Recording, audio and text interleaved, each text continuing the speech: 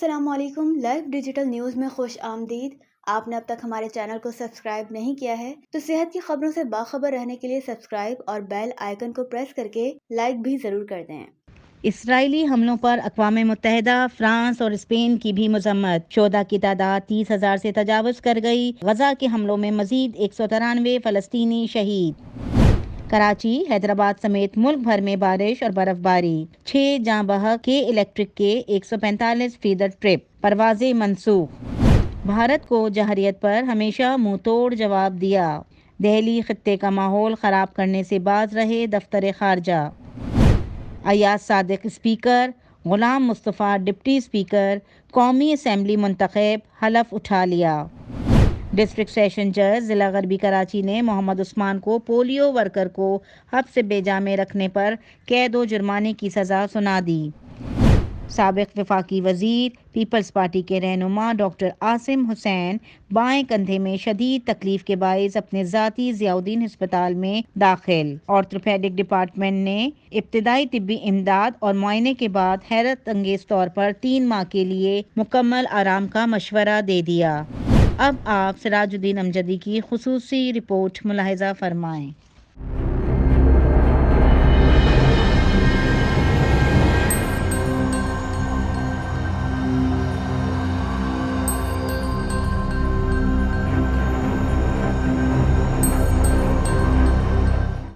السلام علیکم ورحمۃ اللہ وبرکاتہ۔ میں ہوں سراج الدین امجدی۔ آج کی رپورٹ سانحہ لیاقت آباد آتش زدگی، قومی سیاسی منظرنامہ، سندھ کی سیاست اور نرسنگ ڈائریکٹوریٹ کا عدالتی فیصلے پر مشتمل ہے۔ ناظرین کرام، سندھ گورنمنٹ ہسپتال لیاقت آباد کے شعبہ حادثات میں ہسپتال کے 5 سرکاری ملازمین کا جان سے چلا جانا قومی سانحہ ہے،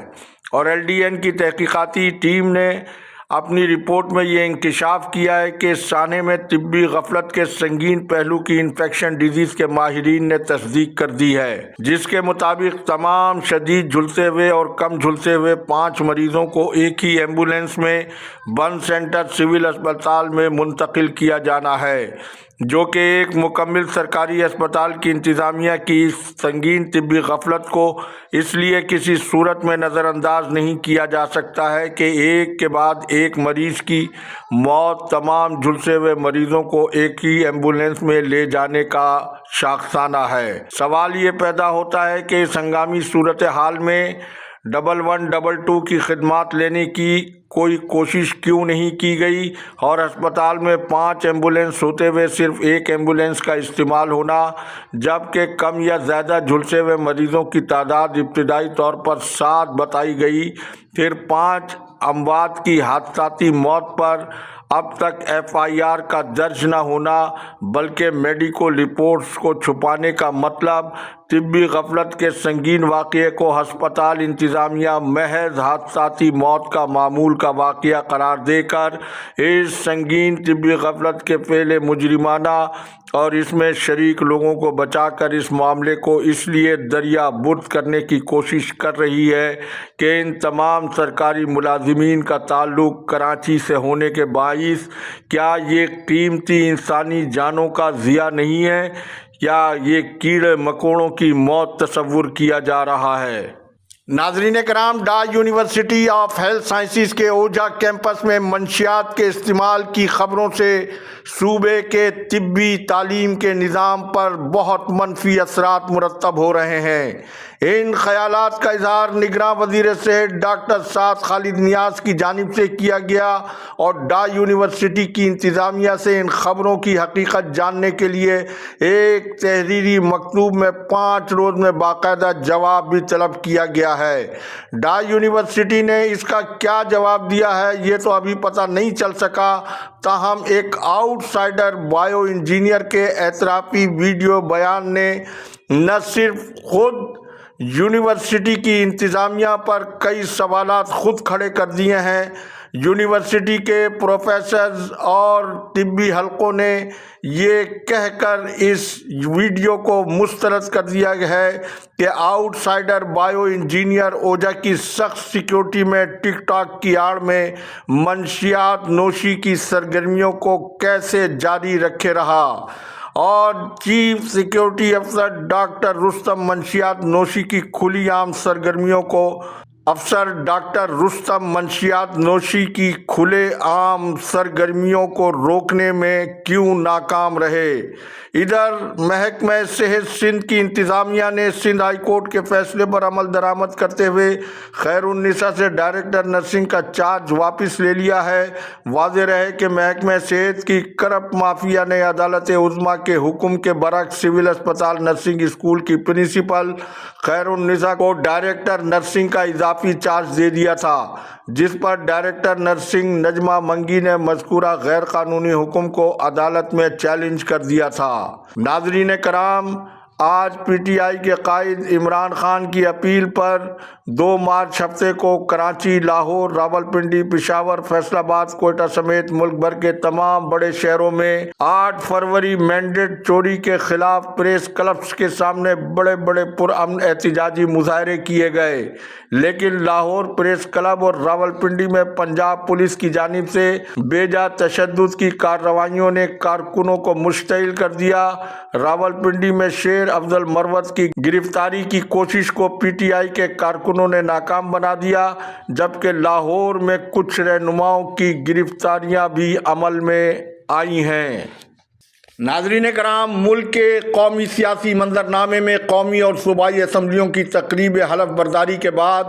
قومی سطح پر ایوان اور میدان میں 8 فروری عوامی مینڈیٹ ڈاکے کے معاملے پر سنی اتحاد کونسل سمیت تمام ان سیاسی جماعتوں کا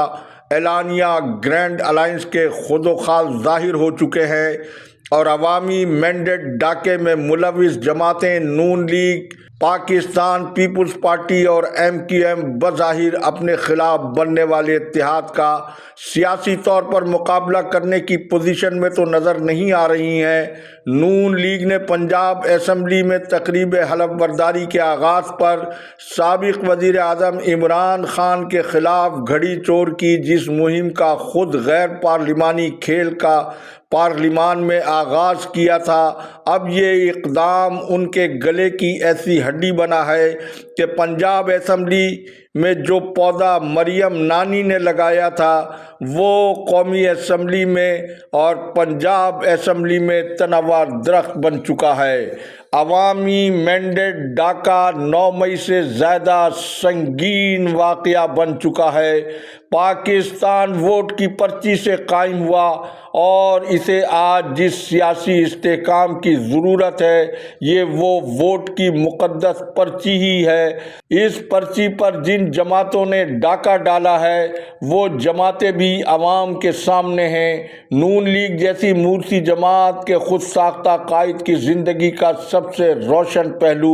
اپنے محسنوں کو ڈسنا ہے۔ یہ اور بات ہے کہ جن کو انہوں نے ماضی میں بار بار دھوکہ دیا ہے وہ ان کے نئے فریب کا حصہ کیوں بنے ہیں، یہ بھی ایک بہت بڑا سوالیہ نشان ہے۔ بہرحال صدارتی اور وزارت عظمیٰ کی نشستوں پر آصف علی زرداری کے مقابلے پر محمود خان اچکزئی اور شہباز شریف کے مقابلے پر عمر ایوب متحدہ حزب اختلاف کے امیدوار ہیں، اور یہ صورتحال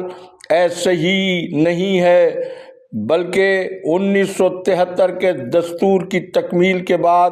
قومی اسمبلی میں متحدہ حزب اختلاف کے قائد مفتی محمود علیہ الرحمہ تھے، لیکن ذوالفقار علی بھٹو کے مقابلے پر جمعیت علماء پاکستان کے پارلیمانی لیڈر علامہ شاہ احمد نورانی علیہ الرحمہ کو متحدہ حزب اختلاف نے وزارت عظمیٰ کا انتخاب لڑوایا تھا۔ لہٰذا آج جو لوگ محمود خان اچکزئی جیسے قد آور لیڈر کے مقابلے میں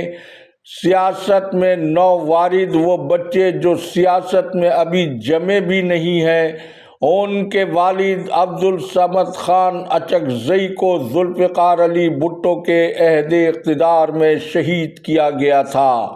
جبکہ آصف علی زرداری اس حاکم علی زرداری کے صاحبزادے ہیں جنہوں نے ضیاء الحق کے ماشاء اللہ لگنے پر مٹھائی تقسیم کرنے کے علاوہ ضیاء الحق کی جو مہمان نوازی کی تھی وہ تاریخی تصویر بھی ہماری اسکرین پر آپ ملاحظہ فرما لیں۔ آپ نے دیکھا کہ کس طرح حاکم علی زرداری ضیاء الحق کو سندھی اجرک اور ٹوپی پہنا رہے ہیں، جبکہ یہ امام انقلاب مجدد عصر قائد ملت اسلامیہ حضرت علامہ شاہ احمد نورانی کی سیاسی بصیرت تھی جب دارالعلوم نعیمیہ لاہور کے شیخ الحدیث مفتی محمد سرفراز نعیمی علیہ الرحمہ میاں محمد شریف اور نواز شریف کو JUP میں شامل کروا کر بھاری نذرانے کے عوض انہیں JUP کا ٹکٹ دلانے کے لیے علامہ شاہ احمد نورانی علیہ الرحمہ کی خدمت میں پہنچے تو نہ صرف علامہ شاہ احمد نورانی علیہ الرحمہ نے ان کی JUP میں شمولیت سمیت پارٹی ٹکٹ دینے سے معذرت کر کے ان کے عطیاتی چندہ لینے سے بھی صاف منع کر دیا، جس کے بعد نواز شریف نے تحریک استقلال میں شمولیت اختیار کی۔ لہذا سیاسی عمل میں تبدیلیوں کا یہ سلسلہ یو ٹرن نہیں بلکہ عمرانی سیاسی عمل کا ایک لازمی حصہ ہے۔ اللہ حافظ۔ پاکستان زندہ باد۔ عوام و افواج پاکستان پائندہ باد۔